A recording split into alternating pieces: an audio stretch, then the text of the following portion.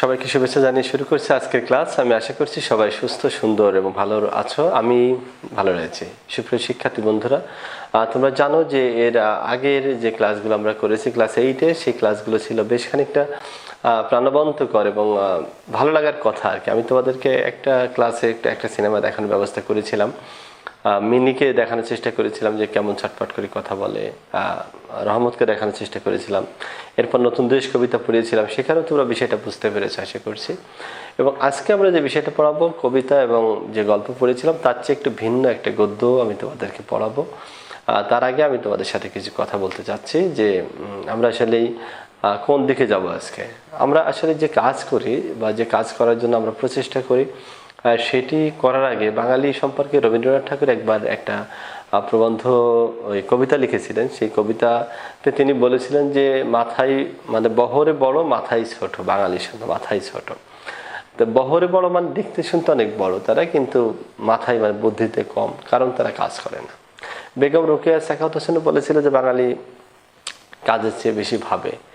ভাবতে তো হবে, কারণ একটা বিষয় যদি আমরা না ভাবি তাহলে আমরা কখনো সেই জিনিসটাকে বুঝতে পারবো না। তো আমাদের ভাবনা চিন্তা করার দরকার আছে, কিন্তু সাথে সাথে মনে রাখতে হবে যে আমাদের ভাবনা চিন্তার পাশাপাশি আমাদেরকে ভাবতে হবে নতুন নতুন কিছু করার জন্য যে প্রচেষ্টা সেইটা, এবং আমরা যা ভাববো সেই মোতাবেক আমরা কাজ করব। এটা আমাদের একটা বিষয়।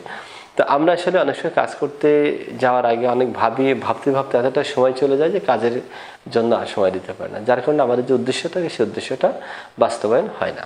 আর বাস্তবায়ন না হওয়ার ফলে আমরা অনেক দিক থেকে অনেকভাবেই কিন্তু আমরা ঠকে যাই বা হেরে যাই। আমরা আমাদের জাতীয় জীবনে বলো বা ব্যক্তিগত জীবনে বলো, সমাজ জীবনে বলো, আমরা কোনোভাবেই নিজেদের প্রভাবটা ফেলতে পারি না, কারণ যে কাজ করে না সে কখনো উন্নতি লাভ করতে পারে না।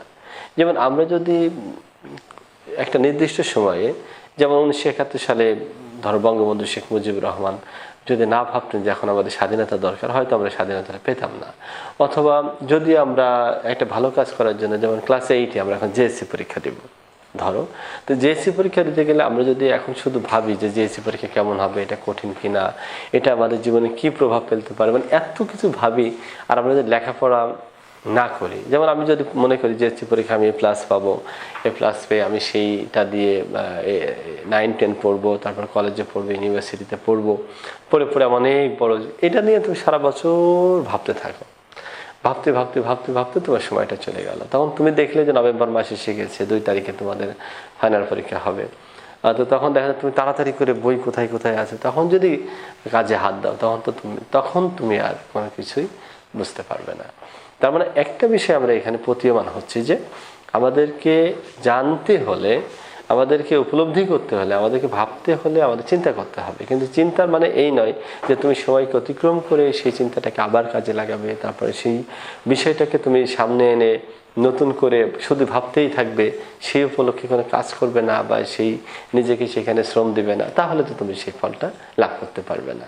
মানে বিষয় দাঁড়াচ্ছে এখানে যে আমরা যদি আমাদের কাজকে মূল্যায়ন করতে হয় তাহলে আগে একটু ভাবতে হয়। যেমন আমি জেএসসি পরীক্ষার কথা বলছিলাম, জেএসসি পরীক্ষা যখন আমাদের সামনে আসছে সেই বিষয়ে আমাদের আগে ভাবতে হবে যে এই পরীক্ষাটা কিভাবে এটা পড়তে হবে এবং কিভাবে ভালো করতে হবে। আমরা অনেক সময় এটা নিয়ে ভাবতে ভাবতে ভাবতে ভাবতে সময় কাটিয়ে দিই। ইভেন শুধু জেএসসি পরীক্ষা নয়, জীবনের প্রতিটা ক্ষেত্রেই অনেকেই আছে যে শুধু ভাবতে থাকে, এবং এইটা যদি ভাবতে থাকে এবং ভাবতে ভাবতে এক পর্যায়ে সে কিন্তু তার পথ হারিয়ে ফেলে। কারণ কি, সে কাজ যখন করবে সেই কাজের সময়টা সে পায় না। তো আমরা যে বিষয়ে কথা বলতে চাচ্ছি সেটি হচ্ছে যে আমাদের কাজ করতে হবে, ভাবতেও হবে। আমাদের এই ভাবনা চিন্তার মধ্যে, যেমন তোমাকে কথা বলি যে জাতি অলস, যে জাতি ঘুমিয়ে থাকে, যে জাতি কাজ করতে চায় না, যে জাতি কাজের মধ্যে আনন্দ খুঁজে পায় না, সে জাতি কখনো জীবন উন্নতি লাভ করতে পারে না। আর উন্নতি লাভ না করা মানে কিন্তু পিছিয়ে থাকবে পৃথিবী থেকে, নিজের কাছ থেকে নিজে। ইভেন যখন তুমি কোথাও যেতে চাইবে, যখন তুমি অনগ্রসর হবে, একটা জাতি দুর্বল জাতিতে হবে, তখন তুমি কখনো সামনে এগিয়ে যেতে পারবে না। অতএব আমাদেরকে সামনে এগিয়ে যেতে গেলে নিজস্ব হয়ে কিছু ভাবনা চিন্তা থাকবে, এবং সেই ভাবনা চিন্তা ধরে ধরে কিন্তু আমরা সামনে একটা সিঁড়ি বাই সিঁড়ি উঠে যাব। অতএব তোমাকে সিদ্ধান্ত নিতে হবে তুমি কি করতে চাচ্ছ। পরীক্ষা সামনে এসছে, আমাদের ঠিক এইরকমই একটা বিষয় নিয়ে আমাদের একটা লেখা রয়েছে। আমরা আজকে একটা প্রবন্ধ পড়ব। প্রবন্ধ তো বোঝো তো হয়তো বা তোমরা, যেহেতু ক্লাসে এইটা তোমরা নতুন প্রবন্ধ শুরুতেই পড়ছো, প্রবন্ধ হচ্ছে কোনো বিষয়ে ধরো যুক্তি তর্ক দিয়ে লেখা। যেমন আমরা একটা কবিতা পড়েছিলাম, ওটা ছন্দ মিল করে করে লিখেছি, যে একটা কিশোর খুব ভাবনা চিন্তা করতে করতে সে কোথায় যাচ্ছে, নদীর ঢেউয়ের সাথে মিশে যাচ্ছে, কিন্তু সেই বিষয়টা আসলে কাব্যিক ছিল, ছন্দে ছন্দে মিল ছিল। সে নারকেলের গাছ দেখে বড় বড়, তারপরে সে নদী দেখছে, তারপরে সে বাতাসের সাথে সাথে ভেসে যাচ্ছে, নৌকাটা কোথায় ঢেউ হচ্ছে। এই যে যে বিবরণগুলো ছিল সেটা বেশ কাব্যিক ছিল। আবার ছোট গল্প কি ছিল, কাহিনী ছিল, তোমার আমার মতো মানুষ ছিল, এবং বিষয় ছিল হলো যে সেখানে কাহিনী ধরে ধরে একটা ঘটনাকে পেশ করা হয়েছে। রহমত, মিনি, মিনির বাবা, মিনির মা, কাবুলিওয়ালা, যেটা সব কিছুই এসছে সেখানে। কিন্তু প্রবন্ধ হলো এখানে এরকম ছন্দও থাকবে না, এরকম কোনো গল্পও থাকবে না। কি থাকবে, কোনো একটা বিষয়কে তোমাকে বোঝাবে আর তোমাকে সেটা বুঝতে হবে। তুমি যদি মানুষকে শুধু ভাবতে ভাবতে কাজে, ধরো তুমি একটা লিডার, আমরা বঙ্গবন্ধুর কথা বলছিলাম, তাছাড়া সব সব ক্ষেত্রে আর কি, তুমি একটা লিডার বা নেতা, তুমি এটা লিডারশিপ বা নেতৃত্ব দিতে চাচ্ছ কোথাও। তো তুমি যদি যখন ধরো আমরা সকাল 9টায় একটা কাজ করবো, ধরো একটা পুকুর খনন করব আমরা, পুকুর খনন করতে যে আমরা সকাল 9টায় কাজ করার সবাইকে কথা। এখন তুমি চিন্তা করছো কাজ কেমন হবে, কি করা যায়, কিভাবে করা যায়। যখন তুমি চিন্তা করতে করতে 9টা বাজে, 10টা বাজে, 11টা বাজে, 12টা বেজে গেছে। এখন ওই লোকগুলো বসে থেকে কি করলো, ও চলে গেছে এবং চলে যাওয়ার পরে তুমি আবার এসে যদি সবাই যখন চলে গেছে, ওরা একটা নতুন উদ্যম নিয়ে আসছিল, সাহস নিয়ে এসেছিল যে আমরা আজকে পুকুরটা খনন করব। যখন চিন্তা করতে করতে টাইম চলে গেছে, তখন ওদেরকে যদি আবার ডাকো, তাহলে ওরা কি আর সেই নতুন উদ্যমে কাজ করতে পারবে না। অতএব আমাদেরকে ভাবতে হবে সময় মতো, কাজও করতে হবে সময় মতো। শুধু ভাবনা চিন্তানে পড়ে থাকলে জীবন উন্নতি লাভ করা যাবে না। অর্থাৎ আমাদের ঠিক এইরকম একটা প্রবন্ধ রয়েছে, যেটা বলছিলাম প্রবন্ধ। তো দেখতে পাচ্ছ, ধরেই হয়তো ফেলছো যে এখানে দেখ কাজী নজরুল ইসলামের ছবি দেখতে পাচ্ছ, এটা কাজী নজরুল ইসলামের ছবি। এর এখানে উপরে যে ভাব ও কাজ, ভাব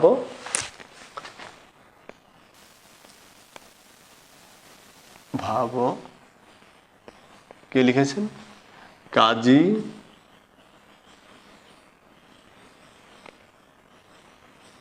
নজরুল ইসলাম। ক্লাস 6-এ, ক্লাস 7-এ তোমরা আমার কাছ থেকে অনেক তথ্য শুনেছো কাজী নজরুল ইসলাম সম্পর্কে। সেই তথ্যগুলোকে মিশ্রণ করে, সেই তথ্যগুলো সংগ্রহ করে এক করবে। তো 6-এ যেটা পড়েছিলে, আমি পড়িয়েছিলাম তোমাদেরকে সেই ঝিঙে ফুল, 7-এ তোমাদের পড়িয়েছি, 8-এ তোমাদেরকে পড়তে হচ্ছে। তখন এই যে যে পড়াগুলো নজরুল ইসলাম, রবীন্দ্রনাথ ঠাকুর, এই সম্পর্কে আমরা সবাই জানি। তারপর আবার আমরা একটু শুনবো। কিন্তু এখানে যে কথাটা বলেছে ভাব ও কাজ, শুধু চিন্তা করলে হবে না। আমরা মনে আছে যে নরহরির কথা ক্লাস 6-এই চিন্তাশীল নাটক পড়েছিলাম রবীন্দ্রনাথ ঠাকুরের।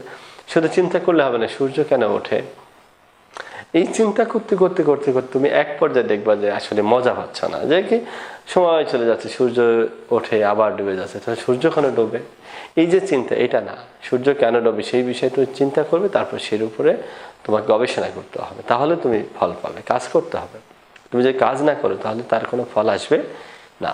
তো এই যে ভাব ও কাজ, আমি আশা করছি তোমাদের আমি বিষয়টা বোঝাতে পারছি যে ভাবতে হবে এবং কাজও করতে হবে। একটা জাতীয় জীবনে নিজের উন্নতি করার জন্য, সমাজে উন্নতি করার জন্য, দেশকে উন্নতি করার জন্য, এমনকি পৃথিবীকে সুন্দর করার জন্য তোমার চিন্তা ভাবনা দরকার আছে। কিন্তু সেই চিন্তা ভাবনার সাথে শ্রম দিতে হবে।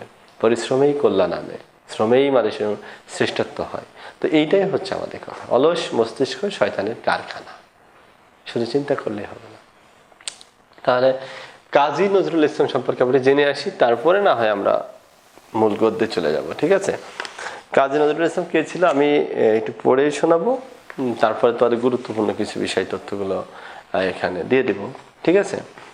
তো এখানে কাজী নজরুল ইসলাম দেখো 9 নম্বর পৃষ্ঠায় রয়েছে। এখানে লেখা আছে যে কাজী নজরুল ইসলাম 1899 খ্রিস্টাব্দের 25শে মে, 1306 বঙ্গাব্দের 11 জ্যৈষ্ঠ বর্ধমান জেলার আসানসোল মহকুমা চুরুলিয়া গ্রামে জন্মগ্রহণ করেন। এটা তোমরা জানো, 1899 সালে উনি 25 মে জন্মগ্রহণ করেছেন। 1976 সালে 29 আগস্ট উনি মারা গিয়েছিলেন। তো এই যে ওনার জন্ম মৃত্যু, তিনি বিদ্যালয়ে পড়াশোনা শেষ করতে পারেননি দারিদ্রতার জন্য, অনেক অভাবে ছিলেন।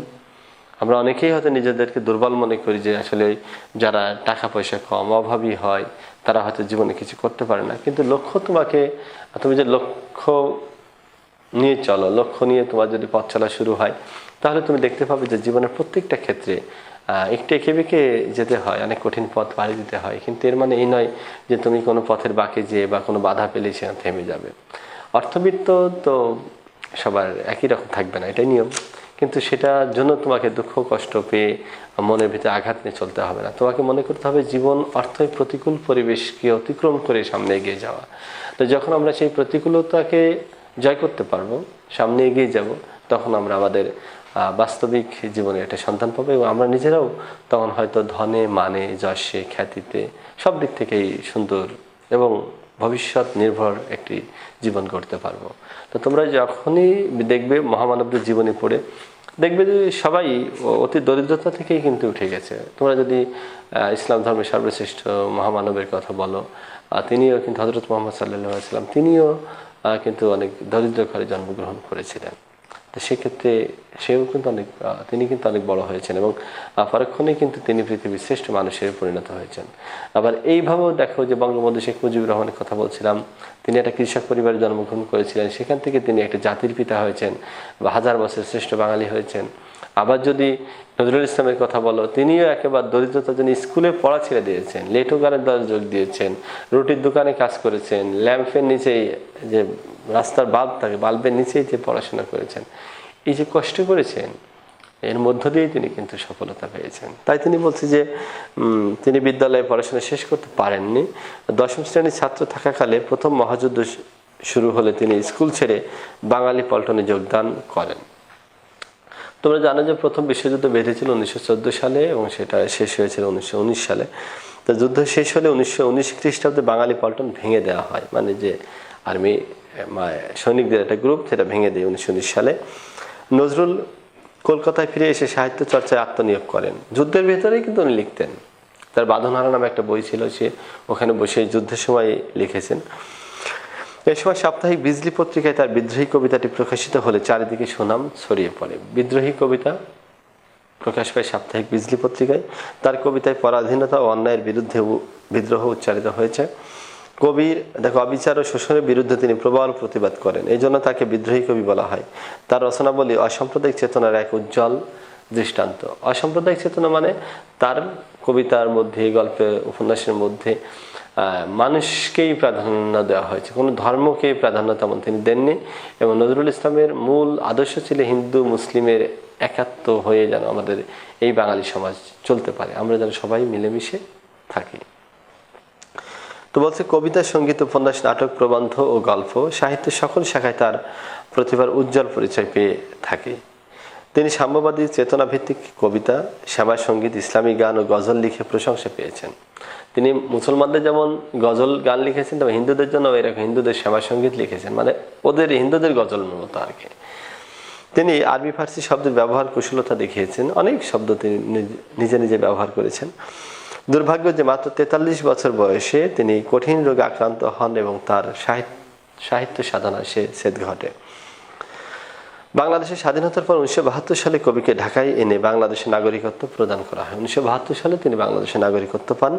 তিনি আমাদের জাতীয় কবি। তার বিখ্যাত গ্রন্থগুলোর মধ্যে রয়েছে কাব্যগ্রন্থ রয়েছে অগ্নিবীণা, বিশেরবাসী, সাম্যবাদী, সর্বহারা, সিন্ধু, হিন্দোল, চক্রবাক। উপন্যাস রয়েছে মৃত্যুক্ষুধা, কুহেলিকা। গল্পের বই রয়েছে ব্যথার দান, রিক্তের বেদন, শিউলিমালা। প্রবন্ধের বই রয়েছে যুগবাণী, রুদ্রমঙ্গল। নাটক রয়েছে ঝিলিমিলি, আলেয়া, মধুমালা ইত্যাদি। কবি 1976 সালের 29 আগস্ট ঢাকার পিজি হাসপাতাল, বর্তমান বঙ্গবন্ধু শেখ মুজিবুর রহমান মেডিকেল বিশ্ববিদ্যালয়ে মারা যান। এই হলো কবি সংক্ষিপ্ত জীবনী। তো চলো আমরা একটু জেনে আসি যে নজরুল ইসলামের পুরা ঘটনাটাকে। জন্ম, এটা খাতায় তুলে নেবে তোমরা। জন্ম 1899 সালের 25 মে। বাংলা কত সাল? 11 জ্যৈষ্ঠ 1306। 11 জ্যৈষ্ঠ কত? 1306। ছয় বঙ্গাব্দ বাংলা। হ্যাঁ, এটা ইংলিশ, এটা বাংলা। ওনার স্থান কোথায়? যে আসানসোল মহকুমার চুরুলিয়া গ্রামে। আসানসোলের চুরুলিয়া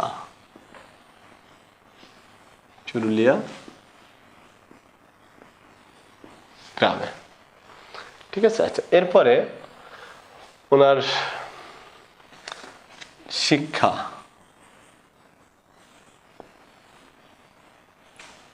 দশম শ্রেণী, উনি আর পড়াশোনা করতে পারেননি, দশম শ্রেণী পর্যন্ত পড়েছেন। স্কুলে লেখাপড়া শেষ।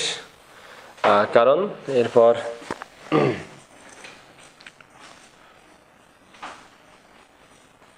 অংশগ্রহণ প্রথম বিশ্বযুদ্ধ,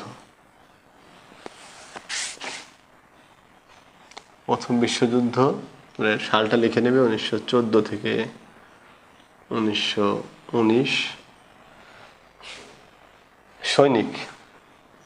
সৈনিক পদে, হ্যাঁ, সৈনিক পদে বাঙালি পল্টনে। এটা পরীক্ষা কিন্তু আসতে দেখা যায়, জিএসসি পরীক্ষা। হ্যাঁ, এই বাঙালি পল্টন ভেঙে দেওয়া হয় কখন? এখানে লিখো 1919 সালে। 1919 সালে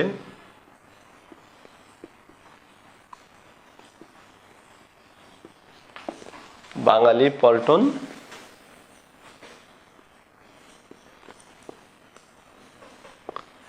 ভেঙে দেয়া হয়। ঠিক আছে। এরপরে ওখান থেকে তিনি ফিরে আসেন, ইনি ফ্রান্সে যুদ্ধ করেন। হ্যাঁ, ফ্রান্স থেকে তিনি ফিরে এসে সাহিত্য সাধনায় নিয়োজিত হন এবং পরবর্তী তিনি অনেক সাহিত্য লিখেছেন। তার প্রকাশ আর কি, দেখো, প্রথম প্রকাশ কি? বিদ্রোহী কবিতা। তা এই জন্য তাকে বিদ্রোহী কবি বলা হয়, বিদ্রোহী কবিতা। কোন পত্রিকায়? সাপ্তাহিক বিজলি, সাপ্তাহিক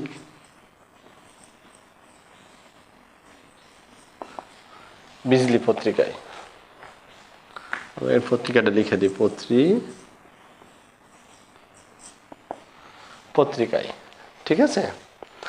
এরপরে তার চারিদিকে সুনাম ছড়িয়ে পড়ে। এই কবিতাটা ছাপার পরে এটা মনে থাকবে তোমাদের। তিনি প্রবল প্রতিবাদ করেন কি? অবিচার শোষণের বিরুদ্ধে প্রতিবাদ।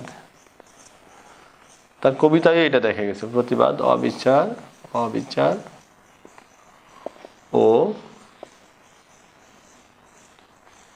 শোষণের বিরুদ্ধে। ঠিক আছে। তার কবিতায়, গল্পে, সবকিছুতে এটা দেখা গেছে। এই জন্য তাকে উপাধি, এই যে অবিচার শোষণের বিরুদ্ধে লেখাতে, তাকে আমরা বিদ্রোহী কবি বলি, বিদ্রোহী কবি।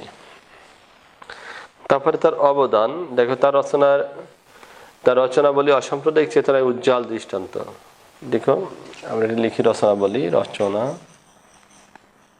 রচনাবলীর বৈশিষ্ট্য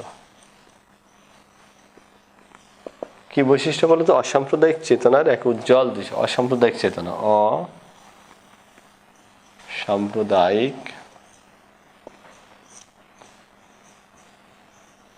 চেতনা, ক্লিয়ার? আচ্ছা, এরপরে তার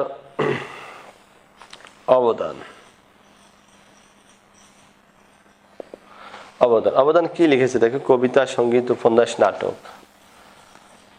তুমি জানো যে বাংলা ভাষায় সবচেয়ে বেশি গান লিখেছেন কাজী নজরুল ইসলাম, 6000-এর বেশি গান। কবিতা, সঙ্গীত, উপন্যাস, নাটক। সঙ্গীত, উপন্যাস, নাটক, প্রবন্ধ ও গল্প।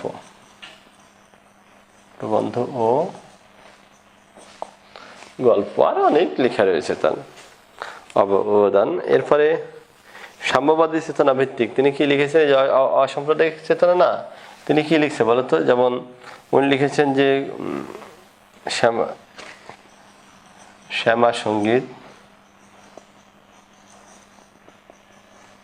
গজল ও ইসলামী গান। গজল ও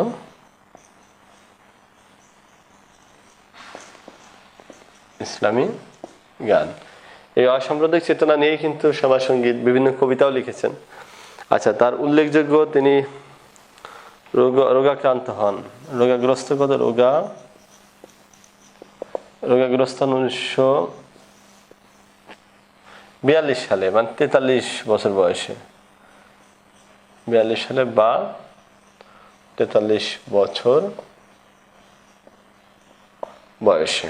ওকে, এরপরে তিনি আমাদের জাতীয় কবি, এটা জানো। কবির দেখো নাগরিকত্ব,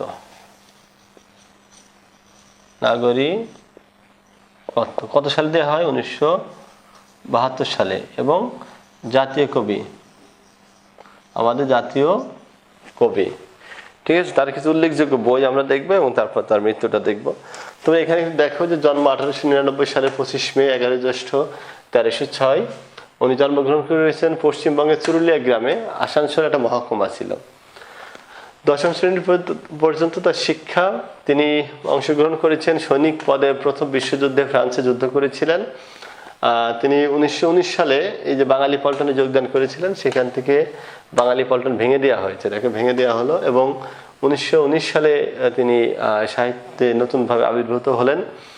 আর যখনই তিনি লেখা শুরু করলেন, তখন তার একটা বিদ্রোহী কবিতা সাপ্তাহিক বিজলি পত্রিকায় প্রকাশ পেলে চারিদিকে তার সুনাম ছড়িয়ে পড়ে। এবং তাকে, তিনি যে লেখা লিখেছিলেন সেটা ছিল অবিচার ও শোষণের বিরুদ্ধে, যার কারণে আমরা তাকে বিদ্রোহী কবি বলে থাকি।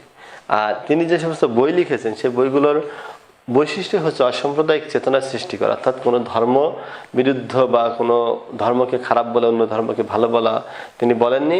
তিনি সবসময় সকল ধর্মের ভালো বলেছেন আর কি, এই জন্য অসাম্প্রদায়িক চেতনা। তিনি যেমন হিন্দুদের জন্য লিখেছেন শ্যামা সঙ্গীত, ধর্মীয় সঙ্গীত, মুসলিমদের জন্য লিখেছেন গজল, ইসলামী গান লিখেছেন, এটা একটা বিষয়। আর তার অবদান রয়েছে কবিতা, সঙ্গীত, উপন্যাস, নাটক, প্রবন্ধ, গল্প, আরও অনেক কিছুতেই। তিনি 1942 সালে বা 43 বছর বয়সে দুরারোগ্য একটি ব্যাধিতে রোগাক্রান্ত হন। এবং রোগে আক্রান্ত হয়ে তিনি আর কখনো সেটা কথা বলতে পারেননি। মূলত কথা না বলতে পারার বিষয়ই হচ্ছে যে তিনি আর সাহিত্য সাধনা করতে পারেনি, অর্থাৎ সাহিত্যটা ওখানেই শেষ হয়ে গিয়েছিল। আর তিনি বাংলাদেশে, আমাদের বঙ্গবন্ধু শেখ মুজিবুর রহমান ওনাকে 1972 সালে বাংলাদেশে নিয়ে এসেছিলেন এবং তাকে জাতীয় কবি মর্যাদা দেওয়া হয়েছিল। এই হলো। এরপরে তার কিছু বইয়ের নাম শিখবো, তার মৃত্যুটা জানবো। মৃত্যু তো জেনেই গেছি, তো তার কিছু বই আছে, সে বইগুলো আমরা লিখেছি। উল্লেখযোগ্য গ্রন্থ সমূহ, এটা তোমরা লিখে নিবে। তার বই আছে, ধরো প্রথম বই 1922 সালে তার প্রথম বই বের হয় অগ্নিবীণা, 1922। এটা তোমাদের বইয়ে নাই, একটু জেনে রাখতে হবে আর কি, অগ্নিবীণা। হ্যাঁ, আচ্ছা। এরপরে অনেক বই বের হয়েছে তার, শুনিয়েছি তোমাদের, একটু চর্চা করি। লেখো উল্লেখযোগ্য বই,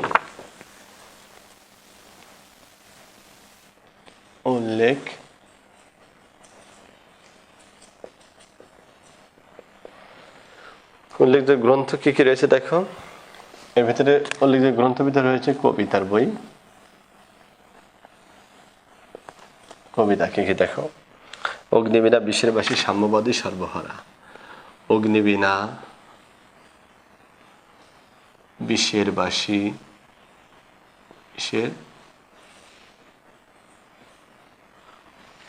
বাসী, তারপরে রয়েছে সাম্যবাদী, সর্বহারা। সাম্যবাদী,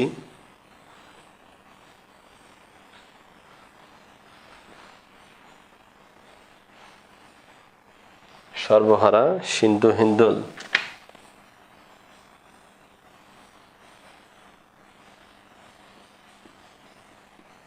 চক্রবাক প্রভৃতি রয়েছে।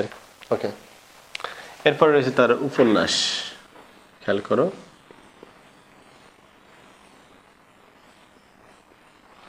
এরপর রয়েছে উপন্যাসের মধ্যে মৃত্যু খোদা, কুহেলিকা। এটা পরীক্ষা আসে কিন্তু, হ্যাঁ, মৃত্যু খোদা, কুহেলিকা। আর একটা আছে, দরকার নেই, এই দুটোই মেন। এরপরে গল্প গ্রন্থ,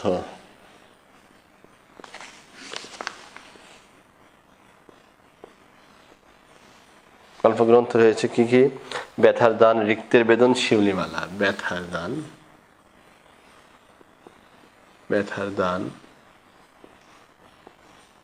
রিক্তের বেদন, শিউলিমালা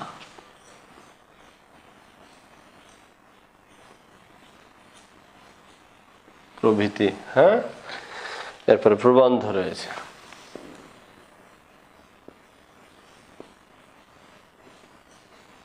প্রবন্ধ রয়েছে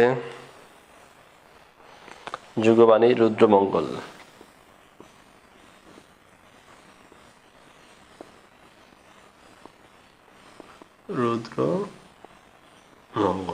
প্রভৃতি। এরপরে রয়েছে নাটক। নাটক রয়েছে কি কি বলতো? কি কি দিচ্ছে? ঝিলিমিলি, আলেয়া, মধুমালা। ঝিলিমিলি,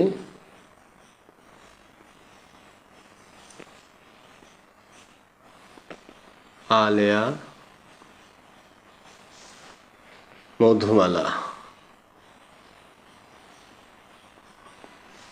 আর পুতুলের বিয়ে নামে তার ছোট একটা নাটক আছে বাচ্চাদের জন্য, সেটা যেহেতু বইয়ে নাই। ওনার মৃত্যু, উনি মারা যান হলো 1976 সালের 29 আগস্ট ঢাকায়। 1976 সালের 29 আগস্ট।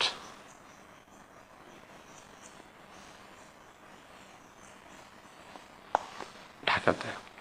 ওকে, এই হলো মূলত নজরুল ইসলাম সম্পর্কে আমরা বিস্তারিতভাবে জেনে নিলাম। অনেকগুলো কথা শুনেছি এবং ভাবো কাজ সম্পর্কে। তাহলে এটা একটু লিখে নাও, লিখে নিয়ে মোটামুটি আমরা এখন তাহলে মূল পড়ায় চলে যাব। তোমরা দেখতেই পাচ্ছ যে কবিতার বই, এটাই তার প্রথম কবিতার বই। তারপরে আরো বের হয়েছে অনেক কবিতার বই, উপন্যাস, গল্প, প্রবন্ধ, নাটক, সবকিছুতে তার একটা অবদান রয়েছে। আর 1976 সালে 29 আগস্ট ঢাকার পিজি হাসপাতাল, বর্তমান বঙ্গবন্ধু শেখ মুজিব মেডিকেল বিশ্ববিদ্যালয়ে তিনি মারা যান। এবং তাকে ঢাকা বিশ্ববিদ্যালয়ে যে মসজিদ রয়েছে, সেন্ট্রাল মসজিদ, তার পাশেই কবর দেওয়া হয়। সেখানে জয়নুল আবেদিনেরও কবর রয়েছে। তোমরা যে ঢাকায় আসো দেখতে পাবে। তো এই যে বিষয়টা তোমরা দেখলে, আমি আশা করছি যে এটা বুঝতে পেরেছো। এবং আমরা চলে যাব আজকে ভাবো কাজে সামান্য একটা অংশ পড়বো। আগামী ক্লাসের পরের পার্টটা পড়ে আমরা শুরু করব। ঠিক আছে? আমরা আসলে বোঝানোর চেষ্টা করছি যে ভাবনা একটা জিনিস, কাজ আর একটা জিনিস, কিন্তু দুটোর সাথে সম্পর্ক রয়েছে। তুমি যে না ভেবে হঠাৎ করেই ধরো একটা ঘরের মধ্যে ঢুকেছো, হঠাৎ করে তুমি ঘরের ভিতরে ছবি লাগানো শুরু করছো। এই তোমার বাবা এসে গেছে, এসে বলে এই কি করছো তুমি, তুমি এই ছবিটা এখানে লাগিয়েছো কেন, তুমি ওখানে লাগানো কেন, তুমি ভেবেছো কিছু, তুমি ভাবো না কেন, এই যে এটা বলা শুরু করছে, তখন তো তোমার মন খারাপ হবে। তো এই জন্য আগে ভাবতে হবে, অভিজ্ঞদের পরামর্শ নিতে হবে, তারপরে কাজ করতে হবে। তুমি যদি কাজের সময় কাজ না করো, যেমন হেরে যাবে। কাজের আগে যদি না ভেবে কাজ করো, তাহলে হেরে যাবে। অর্থাৎ তোমাকে পরিকল্পনা মাফিক সুন্দর করে একে অপরকে মিলেমিশে কাজ করতে হবে। ঠিক আছে? ওকে, তো চলো তাহলে আমরা ভাবো কাজে কি আছে সেটা দেখি। আজকে কিছু অংশ পড়বো, আগামী দিন আমরা পুরো অংশটা পড়বো। এই গল্পটা পড়ার জন্য হচ্ছে আমরা মহৎ কাজে অনুপ্রাণিত হব, ভালো ভালো কাজ করার জন্য অনুপ্রাণিত হব, এবং আমরা সময়কে ব্যবহার করব, চিন্তা করেই কাজ করব। ঠিক আছে? সবাই বইটা বের করে ভাব ও কাজ এই অধ্যায়ে যাও। পৃষ্ঠা নাম্বার 6 লিখেছেন কাজী নজরুল ইসলাম। ছবিটা তোমরা দেখতে পাচ্ছ। ছবিতে নজরুল একটা চশমা পরে আমাদের দিকে তাকিয়ে রয়েছে। তো সেখানে লেখা হলো, ভাবে আর কাজে সম্বন্ধটা খুব নিকট বোধ হইলেও আদতে এই জিনিস দুইটার কিন্তু আসমান জমিন তফাৎ। বলেছে ভাবে আর কাজে সম্বন্ধটা মানে সম্পর্কটা খুব কাছাকাছি হলেও এই জিনিস দুটোর সম্পর্কটা আসমান আর জমিন তফাৎ, অনেক পার্থক্য আছে এর মধ্যে, ভাব এবং কাজের মধ্যে। কিভাবে? ভাবনা হলো একটা আলাদা জিনিস, আর চিন্তা হলো একটা, এই কাজটা হলো একটা আলাদা জিনিস। তাহলে আমাদেরকে যদি চিন্তা করতে হয়, তা চিন্তা করেই কিন্তু বসে থাকলাম, কাজ করলাম না, সেটা খারাপ হবে। আবার যদি আমাদের ভাবতে হয়, ভাবতে গেলেই বসে থাকলাম, কাজ হলো না, তাহলে হবে না। আমাদেরকে এদের পার্থক্যটা বুঝতে হবে। কিভাবে? ভাব জিনিসটা হইতেছে মানে হচ্ছে তোমার সাধু ভাষা, বুঝতে পারছো? ভাব জিনিসটা হচ্ছে পুষ্পবিহীন সৌরভের মতো। পুষ্প মানে ফুল, ভাব জিনিসটা হলো পুষ্পবিহীন সৌরভ মানে ফুল নেই কিন্তু গন্ধ আছে, মানে অলৌকিক। যেমন ধরো আমি কল্পনা করছি যে আমি আমার কাছে 1000 টাকা যদি থাকে, একটা দোকানে যাব, যে বড় বড় রসগোল্লা আছে সেটা কিনে কিনে খাবো, টপ টপ করে খাচ্ছি। চিন্তা করছো, ভাবছো, তাহলে কি তুমি নিজের ভেতরে ফিলিংস নিয়ে এসছো যে না রসগোল্লা মিষ্টি, কিন্তু তোমার পকেটে টাকা নাই, তখন তো তুমি রসগোল্লা খেতে পারবে না। তার মানে কি, তোমাকে এই যে বলছে যে ফুল ছাড়া যেমন সেন্ট বা গন্ধ সৌরভ, তার মতো হচ্ছে ভাব একটা অবাস্তব উচ্ছ্বাস মাত্র। ভাব হচ্ছে একটা অবাস্তব উচ্ছ্বাস বা একটা কল্পিত একটা আনন্দ।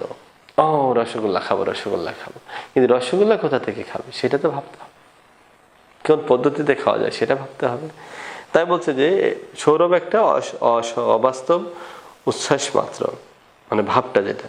তাই বলিয়া কাজ মানে যে সৌরভবিহীন পুষ্প, ইহা যেন কেহ মনে করিয়া না বসেন। মানে কাজটা যে আবার ফুল ছাড়া গন্ধ তা না, কাজটা কিন্তু ফুল নিয়ে গন্ধটা, আর ভাবটা হচ্ছে ফুল ছাড়া গন্ধটা। ক্লিয়ার? কাজ জিনিসটাই ভাবকে রূপ দেয়, মানে কাজটি দিতে তোমাকে ভাবাবে। কাজ জিনিসটা ভাবকে রূপ দেয়, ইহা সম্পূর্ণভাবে বস্তু জগতে, মানে আমরা যে পৃথিবীতে বেঁচে আছি, আমরা যে পৃথিবীতে টিকে আছি, কি যেন কাজের মাধ্যমে, এবং আমরা ভাবি প্রতিনিয়ত, ভেবে ভেবে কাজ করি। এই জন্য বলছে যে ভাবটা হচ্ছে একটা উচ্ছ্বাস, অজানা উচ্ছ্বাস, এটা যার কোনো মূল্য নাই তেমন, কিন্তু যদি ভাবটা কাজের মধ্য দিয়ে হয় তাহলে সেটা গুড বা খুব ভালো হয়। আমি আশা করছি তোমরা এটা পরিষ্কার বুঝতে পারছো। আমরা আরেকটা প্যারা পড়বো। তাই বলিয়া ভাবকে যে আমরা মন্দ বলিতেছি বা নিন্দা করিতেছি তাহা নহে। ভাব যে খুবই খারাপ কিছু তা না, আমি কিন্তু এটা বলেছি, তো ভাবতেও হবে, তাহা নহে। ভাব জিনিসটা খুবই ভালো। প্রাবন্ধিক বলছেন যে ভাব জিনিসটা খুবই ভালো, মানুষকে কবজায় আনিবার জন্য তাহার সর্বাপেক্ষা কোমল জায়গা ছোঁয়া দিয়া তাহাকে মাথাইয়া না তুলিতে পারিলে তাহার দ্বারা কোনো কাজ করানো যায় না। বলছে মানুষকে যদি তুমি একটা ভাবনার মধ্যে না আনতে পারো, যদি মানুষকে কাজে কবজায় আনিবার জন্য, মানে তোর আয়ত্তে আনার জন্য সর্বাপেক্ষা কোমল জায়গায় ছোঁয়া না দিতে পারো, মানে তার যে কোথায় দুর্বলতা, সে কোথায় বললে এই কাজটা করবে সেইটা খুঁজে বের করা, তাহাকে মাথাইয়া তুলিতে না পারিলে তাহার দ্বারা কোনো কাজ করানো যায় না। তো মানুষকে যদি সেই কাজটা তার ভেতরে একটা ভাবে পরিণত করে যে না এই কাজটা করা উচিত, তাহলে সেই কাজটা করবে না। বিশেষ করে আমাদের এই ভাব পাগলা দেশে, মানে কি মানুষটা খালি ভাবে কি হবে, কি করতে চাচ্ছি আমি, কি করতে, কোন দিকে যায়, আসলে সেটা না বিষয়। এত চিন্তা করা যাবে না, কাজ করতে হবে। তুমি যেখানে যে সিচুয়েশনে যে পরিস্থিতিতে রয়েছ, তোমাকে সেই পরিস্থিতি অনুযায়ী কাজ করতে হবে, ভাবতে হবে যে আরো কিভাবে যাওয়া যায় সামনে। এই প্রবণতা যদি থাকে তাহলে অনেক দূর যেতে পারবে। এবং তাই বলছে যে মানুষকে কবজায় আনিবার জন্য তাহার সর্বাপেক্ষা কোমল জায়গা, কোমল মানে নরম জায়গায় ছোঁয়া বা স্পর্শ দ্বারা, দেখো ছোঁয়া দিয়া তাহাকে মাথাইয়া না তুলিতে পারিলে তাহার দ্বারা কোনো কাজ করা যায় না।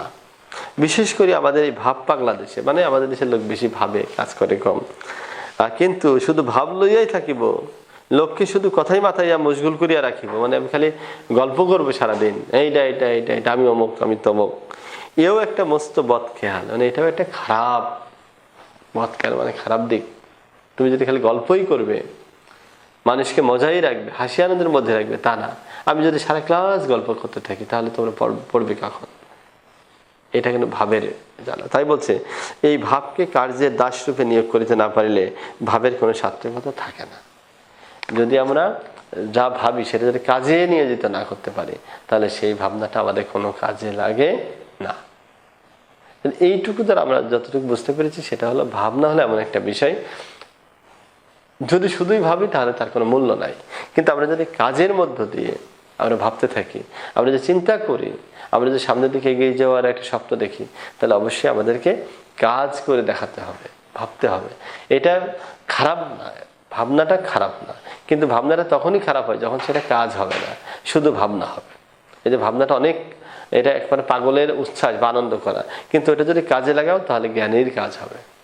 তার মানে ভাব ও কাজ, বুঝতে পেরেছো? ভাব হলো এটা ভাবনা যা কাজের জন্য আমরা ভাবি, আর কাজ হলো এমন একটা জিনিস যা আমরা, যেমন একটা ফুল থেকে গন্ধ বেরোচ্ছে, আমরা পাশ থেকে গন্ধটা নিচ্ছি, খুব সুন্দর গন্ধটা, কিন্তু যদি আমরা ফুলটা পেতে যাই তাহলে আমাকে কি করতে হবে, হয়তো একটা বাগান যেতে হবে, হয়তো ফুলটা বাছাই করতে হবে কোন ফুলটা নেবে, তারপরে সেটাকে তুমি ছিঁড়ে তারপরে আসবা, মানে তোমাকে অনেকগুলো কাজ করতে হবে। তখনই তোমার ওই যে ভাবনা চিন্তা ছিল যে কি সুন্দর ফুলটা যদি পেতাম, ওই ভাবটা বাস্তবায়িত হবে।